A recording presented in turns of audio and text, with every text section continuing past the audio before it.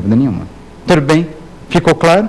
Bem, teria que ser por lei complementar, mas na falta dessa lei complementar, os estados se valem daquela chamada competência legislativa plena prevista pela própria Carta Magna. Ok? Cada um, então, puxa a brasa para a sua sardinha. Perfeito? Mesmo? Ótimo. Vamos lá. Bom, do ITCMD, deu para imaginar um pouquinho, é interessante, sem dúvida nenhuma. Agora, vamos supor o ITBI, continuar com essas comparações. O ITBI. Bom, o ITBI, o Imposto de Transmissão de Bens Imóveis, tá bom, para quem preferir ITIV, o Imposto de Transmissão Intervivos, ele não incide só sobre a transmissão de um bem imóvel, não. Ah, não? Não. Porque, segundo a Constituição Federal, o seu fato gerador, melhor, né? A sua hipótese de incidência é um pouquinho mais ampla. Explico para você. Olha só, o ITBI, de acordo com a Constituição Federal, ele é um imposto sobre a transmissão intervivos onerosa de bens imóveis ou direitos a ele relativos. É isso mesmo. O ITBI não incide só sobre a transmissão do bem imóvel, mas também incidirá sobre a transmissão dos direitos relativos ao bem imóvel. Não é só sobre o bem em si, mas direitos relativos ao bem imóvel. Também você tem a incidência do ITBI. Isso sem dúvida nenhuma. Entretanto, você precisa tomar cuidado com uma situação. Qual é ela? Ele incide sobre bens imóveis, tudo bem, está fechado. Contudo, sobre direitos, mas não sobre todos os direitos. Ou seja, sobre os direitos de garantia, não recai a incidência do ITBI. Como é que é, professor? Dá para repetir? Repito para você. O ITBI, portanto, é um imposto sobre transmissão onerosa entre vivos de bens imóveis ou direitos a ele relativos, exceto os direitos reais de garantia. Sobre os direitos reais de garantia, pode esquecer, ITBI não incide. E só para recordar, para quem estiver imaginando aqui os direitos reais de garantia, que estarão dispostos lá no Código Civil, que direito real de garantia a gente tem e que, portanto, sobre eles não recairá o ITBI? Bom, direito real de garantia, você imagina penhor, tudo bem? Você imagina hipoteca, você imagina anticrese, não é? São direitos reais de garantia. Tá bom, eu admito. Sobre o penhor, de fato, já não teria esse imposto, porque o penhor, embora seja direito real de garantia, o penhor é direito real de garantia de bens móveis. Então, o penhor já teria que afastar mesmo. Mas hipoteca, anticrese, são direitos reais de garantia sobre bens imóveis e sobre eles. Ainda que esses direitos sejam transmitidos, uma coisa é certa, ITBI não incide. Ok? Vamos lá. Bom, que outra situação interessante tem a respeito desse imposto municipal? Tudo bem. Outra situação bem curiosa sobre esse imposto é qual é o município competente para arrecadar um imposto. Assim, qual é o município competente para arrecadar um imposto? Posso ilustrar para vocês um exemplo. Olha só. É o seguinte, imagina que você está vendendo o seu imóvel, ok? Você pretende vender o seu imóvel. Bem, mas você mora no município de São Paulo.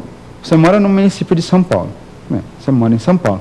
Só que o imóvel se localiza na capital de Minas Gerais, Belo Horizonte. Você mora em São Paulo, o vendedor está em São Paulo, o imóvel está lá na cidade de Belo Horizonte. Bem, e alguém que se interessa pelo imóvel, que será o comprador, inclusive, mora em Recife, em Pernambuco.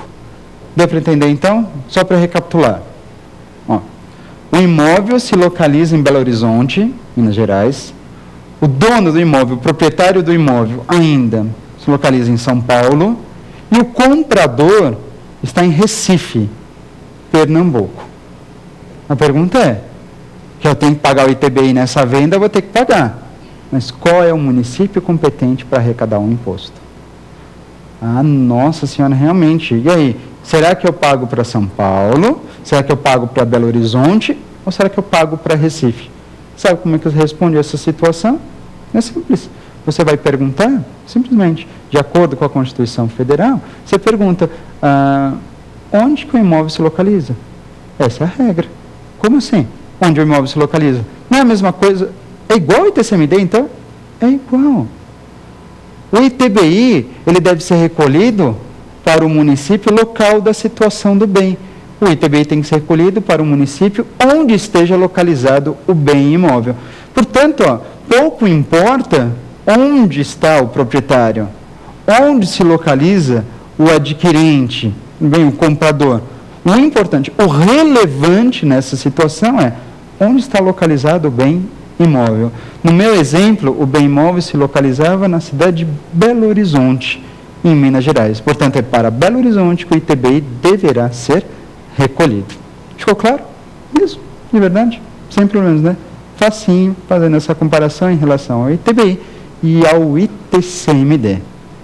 Agora, meus queridos, não saiam daí, esse foi o nosso tema do dia, mas daqui a pouquinho, fica aí sentado, nós temos exatamente o Pergunte ao Professor, onde eu tenho certeza, vou solucionar a sua dúvida. Portanto, não saia daí, voltamos já.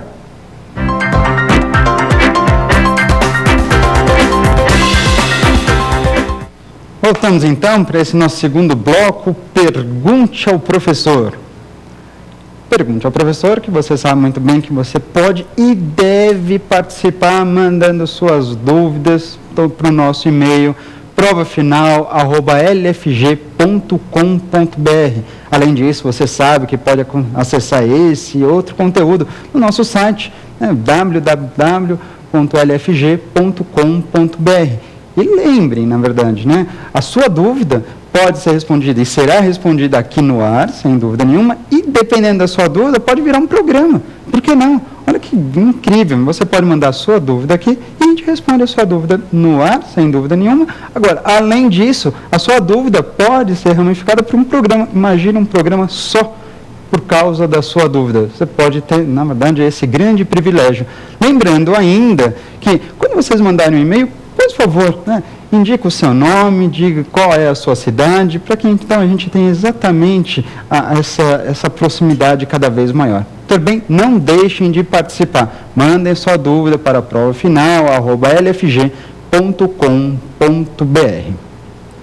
Perfeito? Ficou claro então? Vamos fazer o seguinte, vamos começar com a nossa primeira dúvida. Vamos lá. Professor, é verdade que o ITCMD também pode incidir sobre operações realizadas entre vivos? ITCMD, será que pode incidir sobre operações realizadas entre vivos? Pode ou não? E aí, a gente já sabe a resposta? Sem dúvida nenhuma. Que a gente sabe a resposta e que a resposta é essa mesmo. Pode incidir sobre operações realizadas entre vivos, com certeza. Não é comum você imaginar isso, mas é possível. Na verdade, tem uma situação clara da incidência do ITCMD sobre operações entre vivos. E por que da confusão, na realidade? Porque às vezes é tão óbvio que acaba fazendo essa confusão. Por que isso acontece? Retomando, de certa forma, o que eu disse aqui no tema do dia, o ITBI, você não tem dúvida nenhuma, o ITBI, você não tem dúvida nenhuma que incide sobre operações entre vivos, não é isso? Por conta, inclusive, da sigla ITIV, operação de transmissão entre vivos. Por outro lado, como é que fica o ITCMD? Tá bom, o ITCMD, Imposto sobre Transmissão, causa mortes. Tá bom, mas não apenas o ITCMD incidirá sobre operações decorrentes da morte de alguém, não somente em razão da abertura da sucessão. O ITCMD tem um D, e o D significa o quê? Doação. Pois então, meus amigos, a doação é uma transmissão que se dá entre vivos.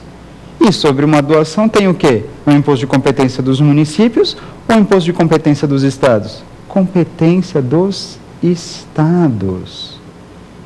A doação é entre vivos, e apesar de ser entre vivos, você está falando do ITCMD. Portanto, a pergunta é muito boa e você tem que tomar cuidado de verdade, especialmente pelo concurso que estiver prestando, ou então na situação que você estiver diante dela. Por quê? Porque quando se fala em transmissão entre vivos, é normal lembrar do ITBI. Comum, não tem problema, você lembra do ITBI. Transmissão entre vivos, você costuma lembrar do ITBI. Por outro lado, você não deve esquecer que uma transmissão entre vivos também poderá ser por conta de uma doação, e E na doação, aí é o